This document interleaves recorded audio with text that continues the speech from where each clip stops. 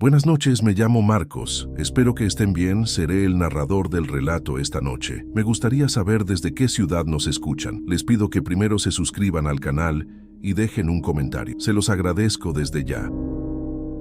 En los áridos confines de Durango, donde la noche trae un frío que cala los huesos, un exmilitar creyó que sus únicos enemigos eran los fantasmas de una guerra olvidada. Pero lo que emergió de la niebla no era un recuerdo, sino una bestia con ojos demasiado humanos y una fuerza que no pertenece a este mundo. El gobierno lo llamaría un ataque de depredadores, una nota a pie de página en los informes de vida salvaje. Si no fuera por sus 6 perros, esa noche solo se habría encontrado su fusil, rodeado de un silencio antinatural y huellas de algo que caminaba como un hombre, pero mataba como un demonio. El teniente retirado Salazar, a sus 68 años, habita una fortaleza de silencio y rutina en los áridos confines de su rancho en Nombre de Dios, Durango. Su vida es un ritual de control autoimpuesto, un eco de la disciplina marcial que lo definió durante décadas en el ejército mexicano. Cada amanecer lo encuentra revisando el perímetro de su propiedad, sus movimientos precisos, económicos, como si aún estuviera en una patrulla de contrainsurgencia en las selvas de Chiapas. Se retiró a Mendoza finales de los 90, no buscando la paz del campo, sino un exilio donde el único enemigo a vigilar fueran los fantasmas de su propia memoria. Su rostro, curtido por el sol y la severidad, es un mapa de veredas silenciosas y decisiones irrevocables. Para él, el mundo se rige por la física de la pólvora y la balística. No hay espacio para sombras que no proyecten un cuerpo. Limpia su viejo fusil G3 con la misma devoción con la que atiende a su ganado. Una herramienta confiable en un mundo que aprendió a desconfiar. Este bastión de pragmatismo, sin embargo, estaba edificado sobre una falla geológica de negación, a punto de colapsar. Antes de continuar, suscríbete y cuéntanos desde qué parte de México o del mundo estás viendo esto. Su única conexión genuina con el mundo vivo es una jauría de 6 perros mestizos, rescatados de la indiferencia y criados bajo un código de lealtad absoluta. Son más que simples animales de trabajo, son su sistema de alerta temprana, una extensión de sus sentidos atrofiados por el humo de la batalla y el sabor del café recalentado en innumerables guardias. Confía en el erizar de sus lomos y en sus gruñidos bajos más que en cualquier informe de inteligencia o promesa de un superior. Juntos, recorren los límites del rancho al atardecer, un hombre viejo y su escolta canina, moviéndose como una sola entidad a través del paisaje polvoriento. Observa cómo leen el viento, cómo descifran los mensajes ocultos en el polvo que ningún hombre puede percibir. En sus ojos salvajes y leales, Salazar encuentra un reflejo de la única verdad que aún respeta, el instinto puro, la certeza animal de que el peligro es real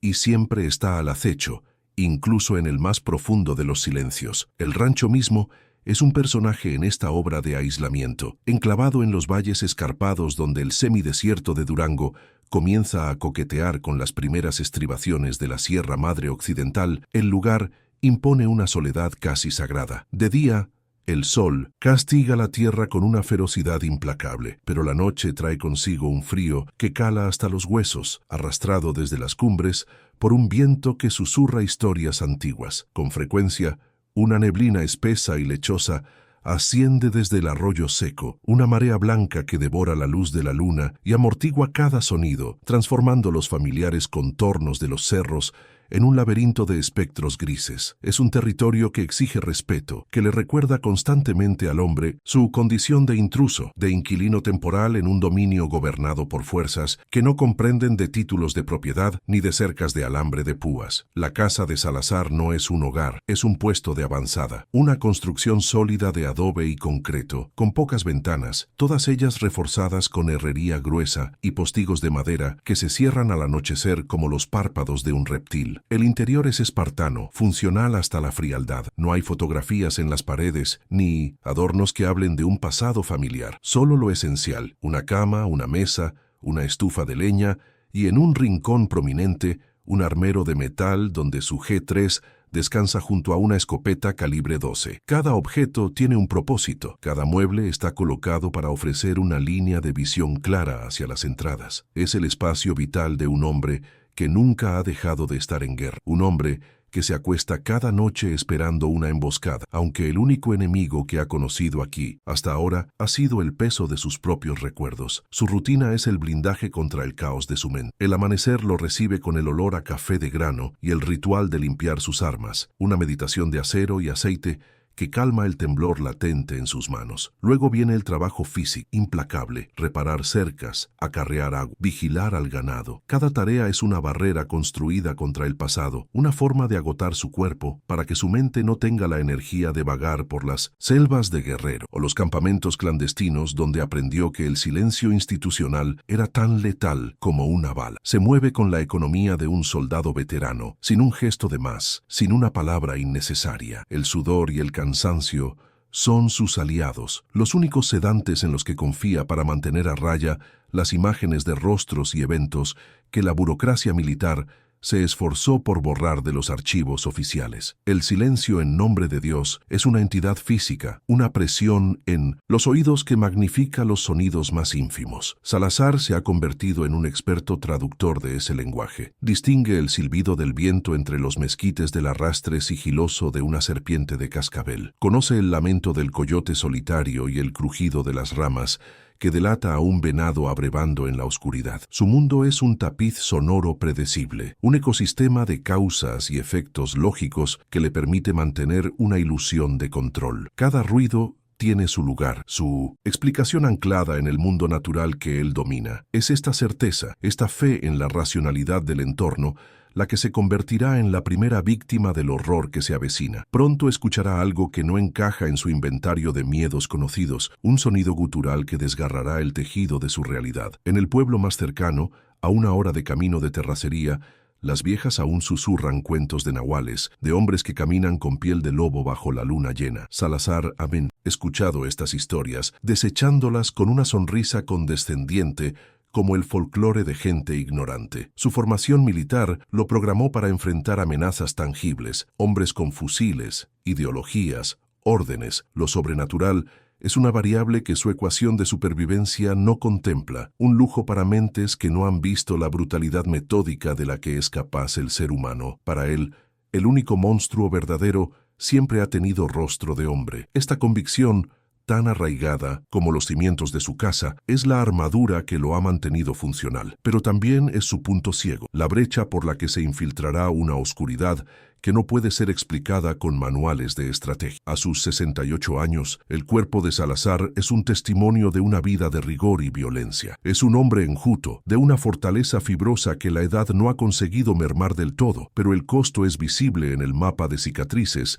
que recorre sus brazos y en la rigidez de su espalda. Sus ojos, de un color indefinido entre el gris y el avellana, rara vez parpadean. Están siempre evaluando, midiendo distancias, buscando cobertura. No es el andar cansado de un anciano, sino la cautela de un animal que sabe que el mundo es un lugar peligroso. El trauma no solo vive en su mente, sino que ha moldeado su físico, tensando sus músculos, agudizando su oído y grabando en su rostro una máscara de perpetua vigilancia. Es el cuerpo de un sobreviviente, una reliquia de guerras, olvidadas que aún no han terminado para él. En las últimas semanas, sin embargo, el lenguaje familiar de su entorno ha comenzado a mostrar sutiles errores de sintaxis. El ganado se muestra inusualmente nervioso por las noches, agrupándose cerca de la casa en un rebaño temeroso. Los perros, normalmente silenciosos y disciplinados, emiten quejidos bajos y ansiosos, mientras miran hacia las colinas, hacia un punto en la oscuridad que Salazar no puede ver. Él registra estas anomalías con la precisión de un oficial de campo, pero las archiva bajo explicaciones lógicas. La sequía está empujando a los pumas más cerca de los ranchos, el olor de un depredador desconocido en el viento. Su mente se aferra a la lógica, a las explicaciones que le permiten seguir creyendo que él tiene el control. Pero en el fondo, una vieja alarma, una que no había sonado desde la selva, comienza a tintinear débilmente. Salazar ha edificado su reclusión sobre la premisa de que los verdaderos monstruos visten uniforme y hablan con el lenguaje de las órdenes y los expedientes clasificados. Huyó a la soledad de Durango para escapar de los espectros humanos que dejó atrás en las operaciones encubiertas, convencido de que la brutalidad del hombre era el mal supremo. Nunca consideró que en esta tierra antigua y reseca pudieran existir depredadores que no figuran en ningún manual de campo, entidades que cazan bajo reglas mucho más antiguas que cualquier código de guerra. Su fortaleza, diseñada para resistir el asedio de la memoria, es inútil contra lo que se aproxima. En el umbral de su porche, mientras observa la neblina tragarse el último vestigio de luz, el viejo soldado monta una guardia inútil, vigilando la frontera equivocada, sin saber que el enemigo ya está dentro de sus murallas. El quiebre no fue un estallido, sino una lenta fractura en la superficie de su realidad controlada. Inició 2 meses atrás, con la desaparición de 2 becerros recién nacidos. Salazar, metódico y terco en su pragmatismo, atribuyó las pérdidas a una manada de coyotes más audaz de lo habitual. Reforzó las cercas con alambre de púas nuevo, dedicó tardes enteras a clavar postes bajo el sol inclemente y comenzó a dormir con la escopeta cargada apoyada contra la pared, junto a su cama. Cada noche, antes de cerrar los ojos, repasaba mentalmente los puntos débiles de su perímetro, aplicando la misma lógica de fortificación que usaría en un campamento militar. Culpaba a la sequía, a la desesperación de la fauna local, a cualquier cosa que tuviera un lugar en el orden natural. Se negaba a considerar que las reglas de su mundo estuvieran siendo reescritas por una garra desconocida en la oscuridad. Una semana después, encontró a una de sus mejores vacas lecheras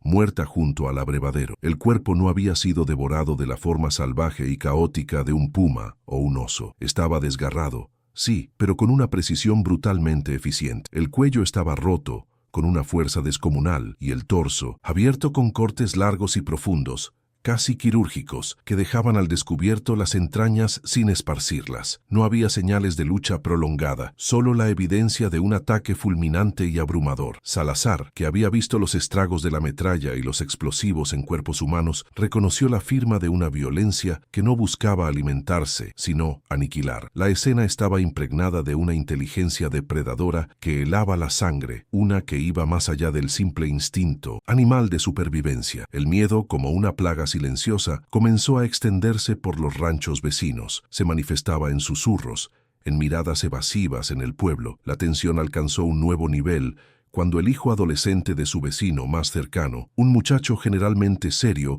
y poco dado a fantasías, juró haber visto algo inhumano. Describió, con la voz quebrada por el terror, a un hombre muy alto y flaco corriendo a 4 patas con una velocidad antinatural cerca del río al anochecer. La comunidad lo desestimó como un susto, el producto de una sombra y una imaginación exaltada. Salazar también intentó ignorarlo, pero la descripción del muchacho, la mención de esa locomoción imposible, se ancló en un rincón oscuro de su mente, negándose a desaparecer. Era una pieza de un rompecabezas que no quería armar. La noche del enfrentamiento, la niebla descendió de las montañas como un sudario. Era una neblina antinaturalmente densa, fría y húmeda, que se adhería a la piel y ahogaba el sonido. Salazar apenas podía distinguir la silueta del viejo granero desde el porche de su casa. El aire estaba cargado de una electricidad estática, una tensión palpable que ponía los pelos de punta. Dentro del corral, el ganado se movía sin descanso. Sus mugidos bajos y temerosos eran un coro de pánico contenido. El silencio habitual del campo había sido reemplazado por una quietud expectante, como la calma que precede a un bombardeo. Era el tipo de silencio que Salazar había aprendido a temer más que a cualquier estruendo, el silencio que significaba que el depredador ya estaba dentro de las defensas, observando y esperando el momento perfecto para atacar. Entonces escuchó a sus perros. No era el ladrido territorial que usaban para anunciar a un coyote o a un extraño, sino un coro de gruñidos guturales y desesperados, sonidos de combate a muerte. Eran los ruidos de una batalla perdida, de animales que luchaban por su vida contra una fuerza superior. Salazar sintió una punzada de frío en el estómago que no tenía nada que ver con la temperatura de la noche. Agarró el G3, su cuerpo moviéndose por puro instinto, la memoria muscular de décadas de entrenamiento tomando el control. Salió al exterior, con el pesado fusil en las manos, y cada uno de sus sentidos se agudizó hasta un punto doloroso. La niebla se arremolinaba a su alrededor, convirtiendo su propio rancho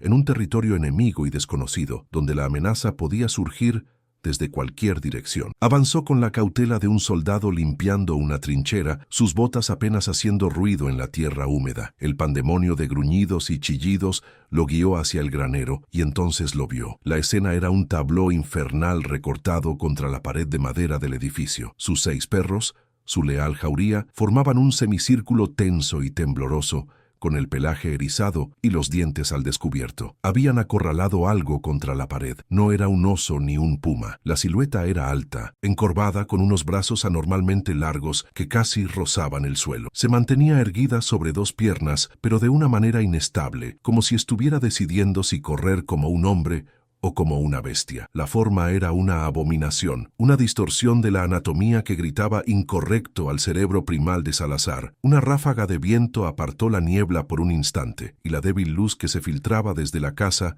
iluminó a la criatura. Su piel era de un color oscuro, casi negro, y parecía desnuda en algunas partes, mientras que en otras estaba cubierta por parches de un pelaje enmarañado y áspero como el de un animal enfermo. Sus extremidades eran delgadas pero surcadas por músculos tensos y fibrosos, terminando en manos que eran casi garras. La cabeza estaba inclinada hacia abajo, pero mientras Salazar observaba, paralizado por el horror, la levantó lentamente. El hocico era alargado, pero la mandíbula y la frente tenían una estructura inconfundiblemente humana. Era una fusión blasfema de hombre y cánido, una pesadilla biológica que no debía existir fuera de las leyendas más febriles. Entonces, sus ojos se encontraron. No eran los ojos amarillos de un lobo, ni los ojos simples de una bestia salvaje. Eran oscuros, hundidos en cuencas profundas, y brillaban con una inteligencia fría, calculadora y llena de un odio ancestral. En esa fracción de segundo, Salazar sintió una violación psíquica, la certeza absoluta de que esa cosa no solo lo veía, sino que lo reconocía. No era el miedo a un depredador, era el terror de ser confrontado por un enemigo personal, uno que entendía su naturaleza de soldado, de cazador, y lo despreciaba por ello. Era una mirada que lo despojó de su rol de depredador alfa y lo convirtió en simple presa, en un testigo insignificante de un poder mucho más antiguo y salvaje que cualquier cosa que hubiera enfrentado. La criatura emitió un sonido que reverberó en el pecho de Salazar, una mezcla espantosa de un siseo de serpiente y un gruñido gutural que parecía formarse en una garganta humana. Era un sonido de pura malevolencia, la vocalización de una amenaza absoluta. El instinto de Salazar finalmente se desbloqueó del shock. Levantó el G3, el familiar peso del acero en sus manos. Era la única ancla en un mundo que se había vuelto líquido. Apuntó al centro de la masa oscura, su dedo buscando el gatillo, el entrenamiento militar gritándole que neutralizara la amenaza. Pero sus manos, por primera vez en décadas, temblaban ligeramente, traicionando la fría disciplina que siempre lo había definido en situaciones de vida o muerte. El horror era un veneno que paralizaba incluso al soldado más experimentado. Fueron los perros los que le compraron los segundos que necesitaba. En un acto de valentía suicida, el líder de la jauría se lanzó hacia la criatura, mordiendo una de sus piernas. La bestia respondió con un chillido agudo y un coletazo de su brazo que lanzó al perro por los aires. El sonido del cuerpo del animal golpeando la tierra fue un golpe sordo y nauseabundo. Ese breve instante de distracción fue suficiente. Salazar alineó la mira, su respiración contenida en un suspiro helado. Estaba listo para disparar, para descargar toda la furia y el terror que sentía en un torrente de plomo y fuego. Quería borrar esa imagen de su mente, aniquilar esa imposibilidad biológica y restaurar el orden lógico de su universo a punta de balazos. Pero la criatura se movió con una velocidad que desafiaba las leyes de la física. En lugar de huir hacia los lados, se agachó y dio un salto imposible hacia arriba, usando sus largos brazos para impulsarse hacia el techo del granero. Aterrizó en la viga superior con una agilidad de araña, y por un segundo se quedó allí, una gárgola oscura recortada contra el cielo encapotado. Luego, con otro salto prodigioso, desapareció en la oscuridad y la niebla que se cernían sobre el rancho. Todo el evento, desde que la vio hasta que se desvaneció, no duró más de 10 segundos. Un lapso de tiempo insignificante que, sin embargo, había demolido por completo los cimientos de la vida de Salazar. El monstruo no había sido un producto de la imaginación. Era real, rápido, y estaba cazando en su territorio. Salazar se quedó inmóvil, con el fusil todavía apuntando al lugar vacío donde la criatura había estado. El silencio que siguió fue más aterrador que el ruido. Solo se escuchaba el gemido lastimero de sus perros heridos y el viento frío que soplaba a través del patio. Lentamente bajó el arma, sintiendo un agotamiento profundo, como si hubiera envejecido 10 años en esos pocos segundos. Se acercó al perro que había sido golpeado, yacía inmóvil,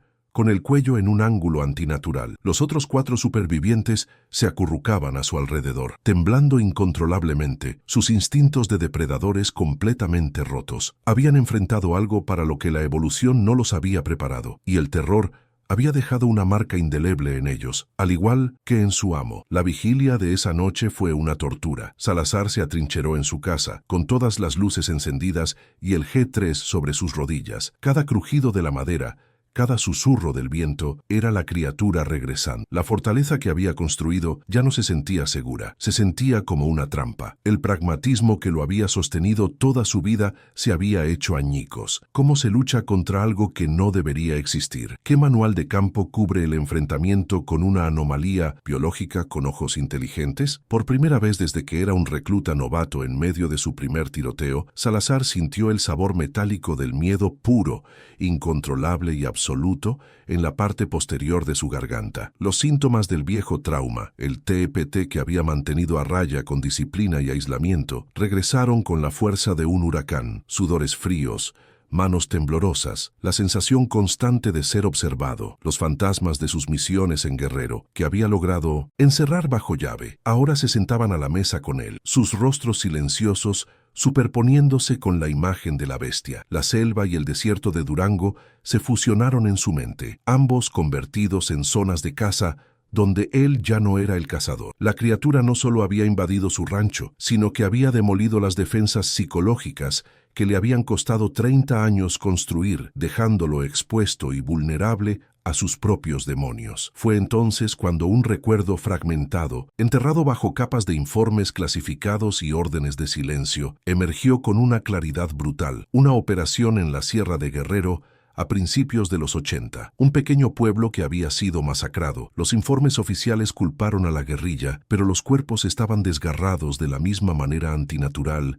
que su vaca. Un soldado joven de su pelotón, al borde de la histeria, balbuceaba sobre hombres perro que salían del bosque. El capitán lo había sedado y enviado a un hospital psiquiátrico. El incidente fue borrado de los registros. El horror que sintió Salazar no fue solo por lo que vio en su granero, sino por la terrible epifanía que lo acompañó. Aquello no era nuevo, era algo que su institución ya conocía. La sospecha se convirtió en una certeza helada. Lo que vio no era una criatura solitaria, un capricho de la naturaleza, era parte de algo que el ejército había encontrado antes y había decidido encubrir. La amenaza que él creía haber dejado atrás en las selvas del sur, una verdad tan terrible que fue clasificada como secreto de Estado, no estaba muerta. Había sobrevivido, había migrado, o peor aún, siempre había estado allí, en múltiples lugares, una plaga oculta en los rincones olvidados de México. El monstruo no solo había regresado a su vida entera,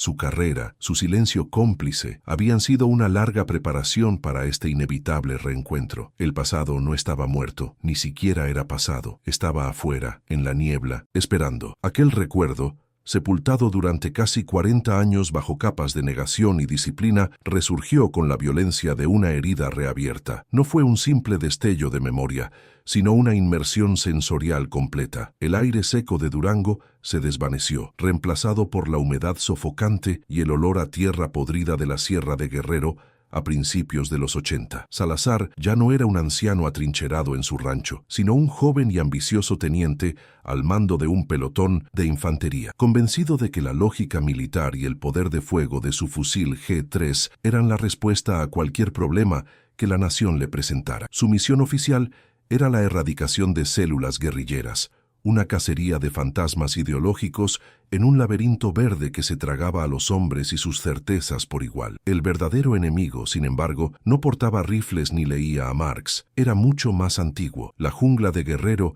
era un depredador en sí misma, un monstruo verde y palpitante que sudaba una niebla perpetua y susurraba con las voces de 1.000.000 de insectos. El calor era tan denso que se podía masticar, y el silencio entre el estruendo de las chicharras era más amenazante que cualquier grito. Allí aprendió que la visibilidad era un lujo y que cada sombra podía ocultar una emboscada. Su pelotón, compuesto en su mayoría por muchachos de 19 años arrancados de sus pueblos, avanzaba con una mezcla de arrogancia juvenil y un miedo primal que no se atrevían a nombrar. Buscaban insurgentes, pero el ambiente mismo se sentía insurgente, hostil a su presencia, como si la tierra misma estuviera tratando de expulsarlos, de digerirlos y convertirlos en parte de su ciclo de putrefacción y renacimiento. La operación los llevó a un pequeño caserío llamado Las Voces, un nombre que se volvería una broma macabra. Se suponía que era un refugio para un grupo subversivo. Lo encontraron en un silencio antinatural. No había disparos, ni consignas pintadas en las paredes, ni señales de una huida apresurada. Solo el zumbido de las moscas, un enjambre espeso y negro que se arremolinaba sobre las chozas de adobe y palma. El olor los golpeó primero, una mezcla dulzona y metálica de sangre y vísceras expuestas al calor tropical. El capitán al mando ordenó avanzar en formación de abanico, esperando una trampa. Pero la única trampa que encontraron fue la verdad, una que desmantelaría sus mentes mucho más eficazmente que cualquier mina antipersonal o artefacto explosivo. Lo que vieron dentro de las chozas y esparcido por la plaza central no fue obra de una ejecución guerrillera ni de una represalia militar. Los cuerpos de los aldeanos, hombres, mujeres, niños, no tenían heridas de bala. Habían sido desmembrados, destrozados con una fuerza y una ferocidad que superaban cualquier cosa que un ser humano pudiera infligir con un machete. Eran las mismas heridas que Salazar, 40 años después, vería en su ganado: desgarros profundos, casi quirúrgicos, torsos abiertos con una eficiencia depredadora y una extraña ausencia de sangre en el suelo, como si los atacantes se la hubieran bebido. El horror no residía solo en la matanza, sino en el método, en la firma de una carnicería que no pertenecía al mundo de los hombres. El joven teniente Salazar intentó imponer un orden lógico a la carnicería. Buscó casquillos de bala y no encontró ninguno. Buscó huellas de botas militares y solo halló las pisadas de los aldeanos. Lo que sí encontró impreso en el lodo cerca del arroyo fue algo que congeló la sangre en sus venas. Eran huellas que no pertenecían a ningún animal registrado en los manuales de campo. Parecían humanas en su forma básica, pero más largas, con dedos delgados y una garra afilada al final de cada uno. Y lo más perturbador, el patrón de las pisadas indicaba que las criaturas podían caminar erguidas sobre dos piernas antes de cambiar a una carrera a cuatro patas. Una transición biomecánica que simplemente no debería ser posible. Fue un soldado raso, un muchacho de Oaxaca llamado Romero, el primero en dar voz al miedo que todos sentían. Romero, que había crecido escuchando las historias de sus abuelos, miró las huellas y comenzó a musitar una palabra prohibida: nahuales. Los otros soldados, la mayoría del norte y más desconectados de esas tradiciones, se burlaron de él, achacando su miedo a la superstición. Pero sus risas sonaban forzadas, huecas. El teniente Salazar lo reprendió, ordenándole el silencio. La disciplina era la única barrera que tenían contra la locura que amenazaba con engullirlos, y la superstición era una grieta en esa barrera. Sin embargo, cuando sus ojos se encontraron con los de Romero, vio en ellos no solo miedo, sino el terror de un reconocimiento ancestral. Esa noche, acamparon a 1 kilómetro de la aldea masacrada. Nadie durmió. El aire, antes lleno de los sonidos nocturnos de la jungla, se había enrarecido. Un silencio tenso y pesado se asentó sobre el campamento. Cada crujido de una rama, cada susurro del viento, hacía que los jóvenes soldados se aferraran a sus fusiles. La oscuridad más allá del débil perímetro de sus fogatas ya no era un espacio vacío. Se sentía como una presencia sólida, una entidad que los observaba con innumerables ojos invisibles. La jungla se había transformado de un entorno hostil a un adversario consciente. Estaban dentro de la guarida de algo, y ese algo sabía que estaban allí. Salazar sintió el peso de su responsabilidad, la fragilidad de su autoridad frente a un miedo tan primitivo. La emboscada ocurrió durante la guardia de medianoche. No comenzó con el estruendo de disparos, sino con un grito ahogado y el sonido de un cuerpo siendo arrastrado violentamente hacia la maleza. Luego, la oscuridad estalló en un caos de movimiento y chillidos guturales, el mismo sonido que Salazar escucharía décadas después en Durango. Eran sombras, ráfagas de velocidad inhumana que se movían entre los árboles con una fluidez imposible. Los soldados abrieron fuego a ciegas, sus ráfagas de G3 iluminando la noche en destellos estroboscópicos que revelaban fragmentos de pesadilla, una extremidad larga y delgada, el brillo de unos ojos oscuros e inteligentes, una silueta encorvada que se movía demasiado rápido para ser un objetivo claro. No estaban luchando contra un enemigo, estaban siendo cazados por una manada. El combate fue breve, unilateral y brutal. Las tácticas militares eran inútiles contra un enemigo que no buscaba cobertura, que no respondía con fuego, sino con garras y dientes. Las criaturas eran fantasmas carnívoros, ignorando las balas perdidas y centrándose en flanquear y aislar a sus presas. Salazar vio a un soldado ser levantado del suelo y arrojado contra un árbol con la fuerza de un vehículo. Disparó una ráfaga completa contra la forma oscura que lo atacó, escuchando un chillido de dolor y sorpresa antes de que la criatura se retirara a la oscuridad, herida pero no muerta. La orden de retirada fue un grito de pánico en la radio, una admisión de que estaban superados no en número, sino en la escala evolutiva. Al amanecer, contaron sus pérdidas: 4 hombres muertos, 2 desaparecidos y la moral del pelotón completamente destrozada. Los supervivientes eran cáscaras vacías, sus ojos reflejando el horror indeleble de lo que habían presenciado. Ya no eran soldados,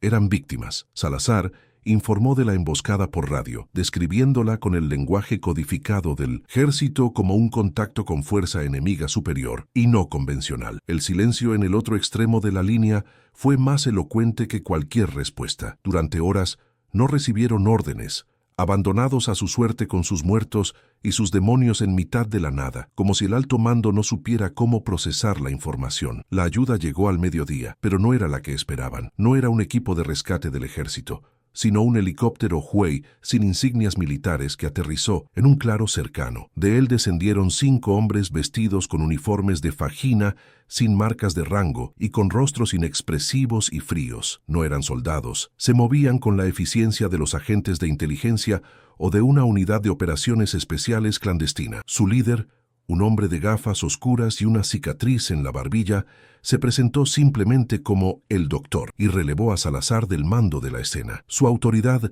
era absoluta e indiscutible, respaldada por una orden firmada por el más alto nivel del Estado Mayor. El equipo del doctor trabajó con una precisión escalofriante. No se preocuparon por los soldados supervivientes. Su único interés eran los cuerpos, tanto los de los soldados como los que encontraron de los aldeanos y el lugar de la emboscada. Tomaron muestras de tejido, fotografiaron las huellas, recogieron los casquillos de bala que Salazar había disparado. Se movían en silencio, comunicándose con señas, como si estuvieran siguiendo un protocolo para el que habían sido entrenados exhaustivamente. Estaban limpiando la escena, no para una investigación, sino para un encubrimiento. Salazar y sus hombres fueron tratados no como camaradas, sino como testigos contaminantes que debían ser contenidos y controlados. El interrogatorio o debriefing tuvo lugar en una base militar remota días después. No fue un interrogatorio, fue una imposición. El doctor y 2 oficiales de alto rango les presentaron la narrativa oficial. El pelotón había sido emboscado por una facción guerrillera, conocida por su brutalidad sádica y su uso de tácticas de terror psicológico. Los aldeanos habían sido víctimas de esa misma facción. Sus informes de batalla serían corregidos para reflejar esta verdad. Se les ordenó firmar los nuevos documentos bajo pena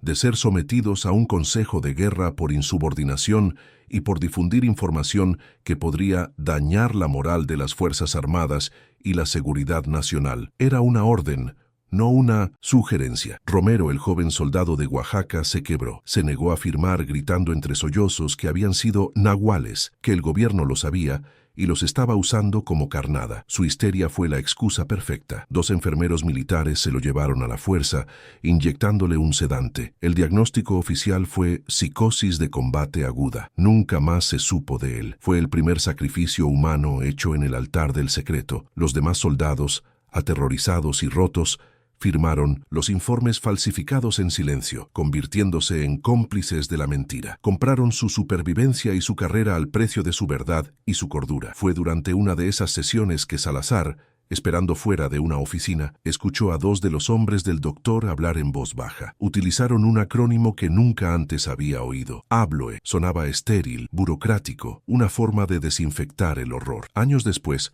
a través de canales extraoficiales, descubriría su significado. Anomalía biológica de linaje desconocido u organismo enemigo. No era un mito, era una categoría, una designación clasificada. El ejército no solo conocía a estas criaturas, sino que tenía un protocolo para ellas, y ese protocolo no era la erradicación, sino la contención de la información. El verdadero enemigo no era la bestia, sino el pánico que su existencia desataría. Mientras firmaba el informe falso, el joven teniente Salazar sintió que una parte de él moría. La pluma en su mano se sentía más pesada que su fusil. En ese momento, entendió la verdadera naturaleza de su trabajo. No era un protector de la nación, sino un guardián de sus secretos más oscuros. Su deber no era luchar contra los monstruos, sino ayudar a mantener la frágil ilusión de que no existían. La culpa de esa firma, la traición a sus hombres caídos y al aterrorizado Romero, se convirtió en una metralla alojada en su alma. Y ahora, en la soledad de su rancho en Durango, esa vieja metralla había comenzado a moverse, de nuevo, amenazando con destrozarlo desde adentro. El horror de Guerrero no fue solo el encuentro con la criatura, sino el descubrimiento de la conspiración de silencio que la protegía. El verdadero trauma de Salazar no provino de las garras de la bestia, sino de la pluma que lo convirtió en cómplice. Se dio cuenta de que el aislamiento autoimpuesto en Durango no era una huida del monstruo de la jungla, sino del monstruo burocrático que le exigió negar la realidad. El problema era que la realidad había regresado. La criatura en su granero no era un nuevo ataque, era la continuación de una guerra que él había sido obligado a abandonar, un recordatorio de que algunos secretos se niegan a permanecer enterrados. La memoria se desvaneció, dejando a Salazar de vuelta en su cocina, con el Gétires frío sobre sus rodillas y el sabor amargo de la bilis en su boca. La conexión era innegable. La inteligencia en los ojos de la criatura, la eficiencia brutal de sus ataques, el sonido gutural, todo era idéntico. No era una especie diferente, era la misma. La misma amenaza que sus superiores le habían ordenado olvidar había sobrevivido, prosperado y ahora cazaba en su patio trasero. La negación ya no era una opción. El silencio ya no era un escudo, sino la jaula en la que había vivido durante 40 años. Y ahora la bestia había venido a sacudir los barrotes. ¿Te está gustando esta historia? Deja un like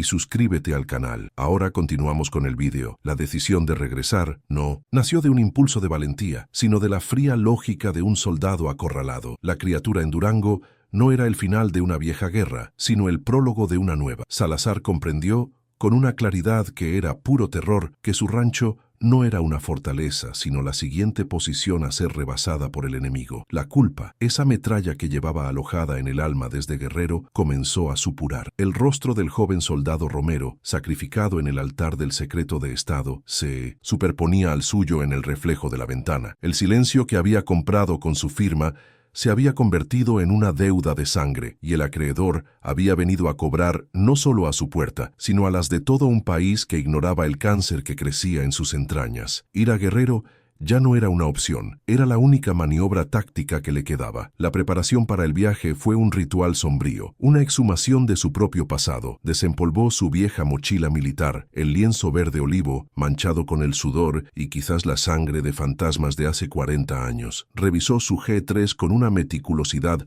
casi religiosa, cada pieza desensamblada, limpiada y aceitada, hasta que el mecanismo se movía con una fluidez letal. No empacaba ropa, empacaba herramientas de supervivencia, un cuchillo de combate, brújula, mapas topográficos de la sierra que había conseguido en el mercado negro años atrás. Su cuerpo de 68 años protestaba con cada movimiento, la espalda rígida, las rodillas crujiendo como ramas secas. Era el fantasma de un teniente joven habitando la armadura decrépita de un anciano, preparándose para una última misión no autorizada. El motor de su vieja camioneta pick-up rugió en el silencio de la madrugada, un grito de guerra contra la parálisis que lo había consumido durante décadas. No huía del monstruo de Durango, iba a la casa del origen de la plaga. Su rabia no se dirigía a la bestia, un simple depredador haciendo lo que su naturaleza le dictaba, sino al sistema que lo había parido como cómplice. La ira era contra los hombres de traje y uniformes planchados que en una oficina con aire acondicionado habían decidido que la vida de unos cuantos campesinos y soldados rasos valía menos que la frágil calma de una mentira. Regresaba a Guerrero no para buscar redención, pues sabía que no la merecía, sino para enfrentar a la verdad que había ayudado a enterrar, aunque tuviera que desenterrarla con sus propias manos. Su primer movimiento fue estratégico, un intento de sondear las defensas del enemigo burocrático. Usando un teléfono público en un pueblo vecino, llamó a un antiguo contacto, ahora un coronel a punto de retirarse en la Secretaría de la Defensa Nacional. Con una voz cuidadosamente casual, preguntó por los viejos archivos de la Operación Sierra Madre de los 80, citando un vago interés académico. La respuesta al otro lado de la línea fue una pared de hielo, un silencio tenso, seguido de una advertencia velada. Teniente, hay cosas que es mejor dejar en el pasado. Esos registros están clasificados al más alto nivel. Le sugiero que disfrute de su retiro. La llamada terminó abruptamente. La puerta no solo estaba cerrada, estaba sellada con el acero del secreto de Estado. A partir de esa llamada, Salazar sintió el cambio. La soledad de su rancho se sintió menos como aislamiento y más como vigilancia. Un sedán sin placas, color gris, apareció aparcado durante horas en el camino de terracería que llevaba a Sintosem, su propiedad. Ruidos extraños en la línea telefónica de su casa, un eco sutil que delataba una escucha. Entendió que el sistema no lo había olvidado. No era un veterano retirado, era un cabo suelto, un archivo viviente que contenía datos peligrosos. El gobierno que una vez sirvió ya no era su protector, se había convertido en su carcelero invisible. La amenaza no solo estaba en la oscuridad del monte, sino también a plena luz del día, en los ojos anónimos de hombres que obedecían órdenes de mantener la mentira intacta a cualquier costo. El largo viaje hacia el sur fue un castigo físico que puso a prueba los límites de su voluntad. Cientos de kilómetros de carreteras monótonas, el paisaje cambiando lentamente del ocre seco del norte al verde húmedo y agresivo del sur. Cada bache en el camino era una punzada en su espalda, un recordatorio de su propia fragilidad. Tuvo que detenerse cada pocas horas para estirar las piernas y tomar las pastillas para el dolor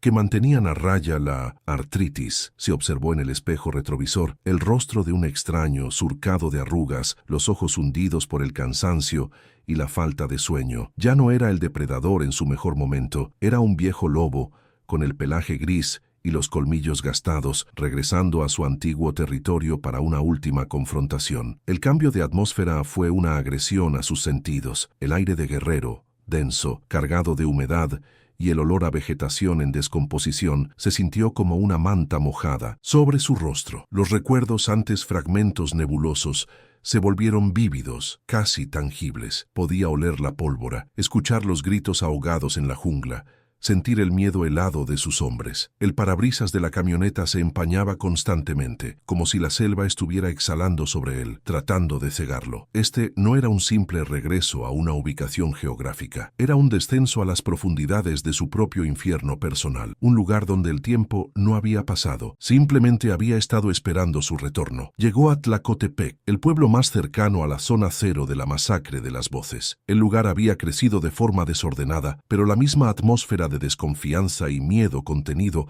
persistía. La gente miraba a los extraños con recelo, especialmente a uno como él, un hombre viejo con ojos que habían visto demasiado. Se registró en una posada mugrienta, pagando en efectivo y usando un nombre falso. Se movía como una sombra, un fantasma que había vuelto a caminar por las calles de su propia historia de terror. Cada rostro que veía en la calle podría ser el de un hijo o un nieto de las víctimas, un recordatorio viviente de la verdad que él había jurado olvidar. Su investigación comenzó en el único lugar donde los secretos y el alcohol fluyen con la misma libertad, las cantinas. Sin hacer preguntas directas, simplemente escuchaba. Las conversaciones estaban salpicadas de eufemismos para la violencia endémica de la región. Se hablaba del narco, de secuestros, de ajustes de cuentas. Pero entre líneas, escuchó el eco de un miedo más antiguo, historias de cazadores que se adentraban demasiado en la sierra y jamás regresaban, de ganado encontrado destrozado de formas que ningún depredador conocido podía imitar. La gente lo atribuía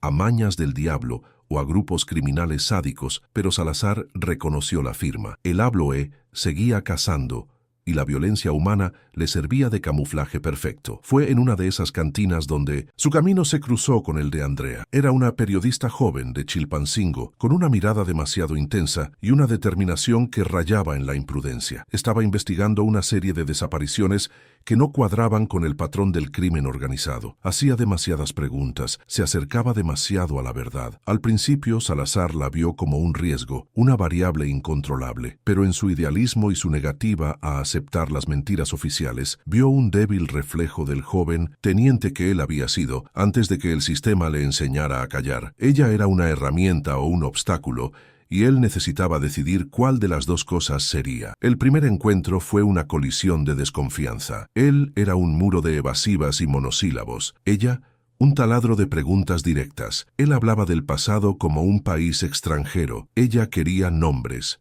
fechas, coordenadas. Él vio en ella la ingenuidad de quien cree que la verdad es un trofeo que se puede ganar y exhibir. Ella vio en él a un hombre roto, un guardián de un secreto que lo estaba devorando vivo. No se gustaron, pero se reconocieron. Eran dos buscadores de la misma verdad prohibida, acercándose a ella desde direcciones opuestas. Una alianza incómoda nació de esa tensión, una sociedad forjada en la necesidad mutua de saber qué se escondía en el corazón de la sierra. Consiguieron un guía, un anciano llamado Ezequiel, cuyo abuelo había sido uno de los pocos que hablaban de la gente sombra del monte. Ezequiel aceptó llevarlos por una suma considerable, solo hasta el borde de lo que los locales llamaban la zona del silencio, un área de varios kilómetros a la redonda, donde, según él, ni los pájaros se atrevían a cantar. Su miedo era palpable, una herencia transmitida de generación en generación. No era superstición, era conocimiento empírico del peligro, una sabiduría ancestral que había aprendido a respetar las fronteras trazadas no por los hombres,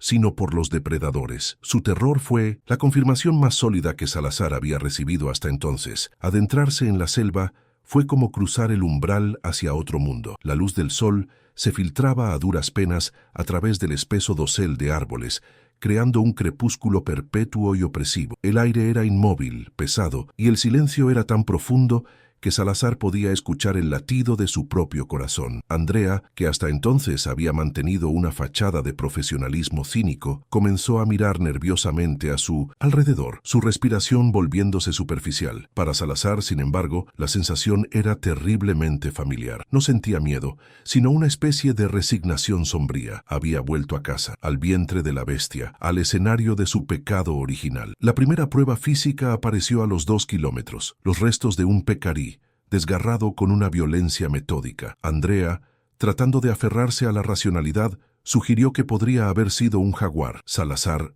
no dijo nada. Simplemente señaló el suelo blando junto al cadáver. Allí, impresas con una claridad inconfundible, estaban las huellas, largas, con 5 dedos delgados terminados en lo que parecían ser garras retráctiles. Unas huellas mostraban un paso bípedo, mientras que otras, a pocos metros, indicaban una carrera cuadrúpeda. La imposible biomecánica estaba allí, impresa en el barro. El rostro de Andrea palideció. La teoría se había convertido en una evidencia física y monstruosa. El escepticismo murió, reemplazado por un miedo puro y helado. Siguieron el rastro que los condujo a las ruinas de las voces. El tiempo y la selva habían reclamado casi por completo el caserío. Lianas gruesas como serpientes estrangulaban las paredes de adobe que aún quedaban en pie. Solo los cimientos de la pequeña iglesia se mantenían, un esqueleto de piedra cubierto de musgo. El aire en el lugar era notablemente más frío, y un silencio antinatural pesaba sobre las ruinas. No era la paz de un lugar abandonado, sino la quietud tensa de un lugar ocupado por una presencia que exigía silencio. Era un cementerio, y los muertos no descansaban en paz porque los asesinos nunca se habían ido. Cerca de las ruinas de la iglesia,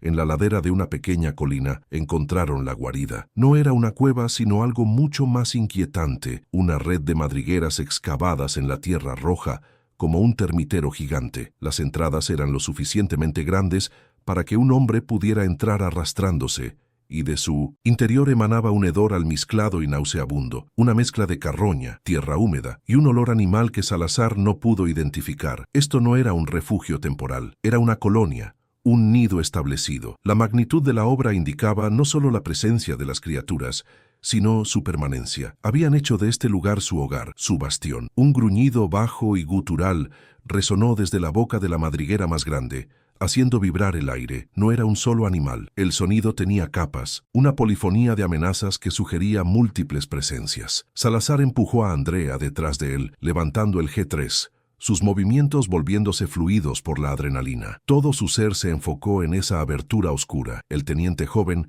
había tomado el control del cuerpo del anciano. El miedo seguía ahí, un nudo frío en su estómago, pero estaba enterrado bajo 40 años de disciplina y una resignación fatalista. Había venido a buscar una confrontación y la había encontrado. El primer Abloe emergió de la oscuridad como un proyectil de carne y músculo. Era más delgado y rápido de lo que recordaba, una máquina de matar optimizada por la evolución. Inmediatamente después, apareció otro, ligeramente más pequeño, moviéndose en una trayectoria de flanqueo. Eran cazadores de manada. Sus tácticas eran coordinadas e inteligentes. El G3 de Salazar escupió fuego, el triple disparo de una ráfaga controlada, impactando al primer ser en el pecho. La criatura emitió un chillido agudo, una mezcla de dolor y rabia, y se desplomó. Pero el segundo usó ese instante para abalanzarse sobre ellos desde el costado, una visión borrosa de garras y dientes. Andrea gritó, un sonido agudo de puro terror, mientras la criatura se lanzaba hacia ella. Salazar, en un acto reflejo, la empujó con fuerza interponiendo su propio cuerpo. No tuvo tiempo de disparar. Usó el rifle como una lanza, recibiendo el impacto en la culata. El golpe lo lanzó hacia atrás, y sintió un dolor agudo y ardiente en su brazo izquierdo mientras unas garras le arrancaban la carne hasta el hueso. El dolor lo devolvió a la realidad. Estaban superados. La misión ya no era destruir, sino sobrevivir. ¡Corre!, le gritó a Andrea mientras se ponía de pie a duras penas, disparando a ciegas hacia la entrada de la madriguera para cubrir su retirada. Mientras corrían tropezando por la densa maleza, con los sonidos de la manada persiguiéndolos de cerca, la revelación final y más devastadora golpeó a Salazar con la fuerza de una bala. En la fracción de segundo que duró el enfrentamiento, mientras disparaba hacia la oscuridad de la guarida, lo había visto. Unos ojos pequeños, brillantes, observando desde la seguridad del túnel, y detrás de ellos una forma más pequeña, juvenil. No eran solo supervivientes, se estaban reproduciendo. El encubrimiento del gobierno no había contenido la amenaza, le había dado un santuario, le había dado tiempo para multiplicarse. La criatura de Durango no era un eco del pasado, era la vanguardia de una expansión. La plaga no había sido contenida, se estaba extendiendo. La huida fue una mancha borrosa de verde y dolor. Corrieron sin rumbo, impulsados por el eco de los chillidos de la manada a sus espaldas. Cada chasquido de una rama, cada susurro de las hojas siendo el avance de garras y dientes. La adrenalina que había agudizado los sentidos de Salazar ahora se retiraba como una marea, dejando tras de sí solo el dolor punzante y profundo de su brazo desgarrado y un agotamiento que pesaba más que su fusil. La selva, que en la ida había sido un adversario, en la retirada se convirtió en una cómplice indiferente, sus lianas y raíces tratando de hacerlos tropezar, de retenerlos para el festín que los perseguía. No se atrevieron a mirar atrás, pues sabían que la imagen de la colonia de los ojos jóvenes en la oscuridad quedaría grabada a fuego en su memoria para siempre, una prueba irrefutable de su fracaso. Alcanzaron el borde de la zona del silencio al amanecer. El guía Ezequiel había desaparecido, su machete abandonado junto a una ceiba como un tótem de su terror. Estaban solos. El mundo fuera de esa parcela de infierno parecía absurdamente normal. El canto de los pájaros regresó. El sol comenzaba a calentar el aire, pero para Salazar y Andrea todo estaba teñido por el filtro gris del horror. Se sentaron junto al camino de tierra, dos náufragos en una isla de realidad prestada. Salazar, con la mandíbula apretada para no gritar, rasgó un trozo de su camisa y lo ató con fuerza alrededor de su brazo herido, un vendaje inútil contra una herida que sentía extrañamente fría, como si el veneno de la propia oscuridad se hubiera filtrado en su torrente sanguíneo. Encontraron refugio en un motel de carretera a las afueras de Tlacotepec, un lugar anónimo de paredes desconchadas y luces de neón parpadeantes que prometía un olvido temporal. El contraste entre la mugre mundana de la habitación y la pureza primordial del mal que habían presenciado era nauseabundo. El silencio dentro de esas cuatro paredes era diferente al de la selva. No estaba lleno de amenazas, sino de la resonancia de su propia catástrofe interna. Andrea se sentó en el borde de la cama, temblando incontrolablemente, sus ojos fijos en la nada, mientras Salazar se desplomaba en una silla, el G3 apoyado contra la pared como un centinela retirado. La puerta cerrada no ofrecía seguridad, solo una pausa. Sabían que habían traído el horror con ellos, no en sus talones, sino dentro de sus cabezas. La verdad, en toda su monstruosa escala, se asentó sobre él con el peso de una losa de concreto. Su voz, cuando finalmente habló, fue un susurro ronco, despojado de toda emoción. No es una manada, es una colonia, dijo, las palabras colgando en el aire viciado de la habitación. Se están reproduciendo. No lo dijo como una revelación, sino como la sentencia de un juez. Había pasado toda su vida luchando contra amenazas que entendía, hombres contra hombres, ideologías contra ideologías. Pero esto era diferente. Era biología, era ecología, era una especie invasora que el silencio de su gobierno no había contenido, sino que había protegido. Les habían dado un santuario secreto, un parque nacional para monstruos, y ahora el parque se estaba quedando pequeño. Su siguiente acción fue la de un soldado que escribe su último informe desde una posición a punto de ser aniquilada. Sobre el papel membretado y amarillento del motel, comenzó a escribir, no una confesión, sino un análisis post-acción. Dibujó de memoria la anatomía de las criaturas, sus movimientos, la estructura de la guarida. Anotó su aparente inteligencia táctica, su caza coordinada, su velocidad. Su mano, normalmente firme como una roca, temblaba por el inicio de una fiebre que ascendía desde su brazo herido. No escribía para un superior, pues ya no tenía ninguno. Escribía para quien viniera después, para el pobre bastardo que encontrara sus restos y necesitara saber contra qué se enfrentaba la humanidad. Era un legado escrito con la tinta del fracaso. La lucha ya no era física. Se había transmutado en una guerra por la memoria, un combate contra el olvido institucionalizado. El verdadero campo de batalla no estaba en la Sierra de Guerrero, sino en la conciencia colectiva. La victoria ya no significaba matar a las criaturas, una tarea que ahora entendía como imposible, sino asegurarse de que el mundo supiera que existían. El silencio era el ecosistema en el que prosperaban estos depredadores, y la verdad era la única toxina que podía envenenar ese ambiente. Era una carga demasiado pesada para un hombre viejo y herido, una responsabilidad que debía ser transferida antes de que la fiebre o los hombres del gobierno vinieran a reclamarlo. Miró a Andrea. La joven periodista había dejado de temblar. El shock inicial se había solidificado en una resolución fría y dura. En sus ojos, Salazar vio el destello de la furia que a él le había costado 40 años reencontrar. Ella era la única superviviente, además de él, de una verdad que podía cambiar el mundo o destruirlo. Le entregó la pequeña memoria USB que llevaba cosida en el forro de su chaqueta. Un archivo de su vida de servicio y complicidad. Aquí está todo lo que tengo, le dijo. Los informes originales, los nombres, las órdenes que firmé. No le estaba dando pruebas, le estaba entregando el arma y la maldición. La historia de Romero está ahí. No dejes que la suya, ni la de mis hombres, se convierta en un simple archivo clasificado. La fiebre era ahora un fuego líquido que corría por sus venas. El dolor en su brazo había sido reemplazado por un entumecimiento ominoso y la piel alrededor de la herida se estaba oscureciendo, tomando un tono violáceo antinatural. Sabía lo que significaba. No era una simple infección, era una contaminación. La criatura le había dejado una parte de sí misma, una sentencia de muerte biológica que ningún antibiótico podría curar. Su cuerpo, que había sobrevivido a balas y junglas, estaba siendo desmantelado desde adentro por un enemigo a nivel celular. Ya no le preocupaba el sedán gris sin placas. Había un depredador mucho más eficiente cazándolo ahora y ya estaba dentro de sus murallas. Pasó las siguientes horas en un estado de lucidez febril, organizando sus últimos pensamientos como un general planifica su propia retirada inevitable. Dibujó un mapa detallado de la ubicación de la guarida, marcando puntos de referencia, posibles rutas de aproximación y las debilidades estructurales que había notado en la ladera de la colina. Era su último acto de servicio, su informe final de inteligencia. Lo dobló cuidadosamente y lo colocó junto a la memoria USB sobre la desvencijada mesa de noche. Era todo lo que quedaba de su guerra. Un mapa, un archivo digital y una testigo aterrorizada. Un arsenal patético contra una plaga que llevaba décadas creciendo en la oscuridad. Se sentó de nuevo en la silla, de cara a la puerta, con el G3 sobre sus rodillas. Ya no era una postura de defensa, sino de aceptación. Era un centinela esperando el relevo final. Su mente, liberada por la proximidad de la muerte, vagó por última vez a su rancho en Durango. Vio a sus perros, la vasta extensión de tierra seca, la niebla descendiendo de las montañas. La paz que había buscado allí había sido una mentira, un armisticio autoimpuesto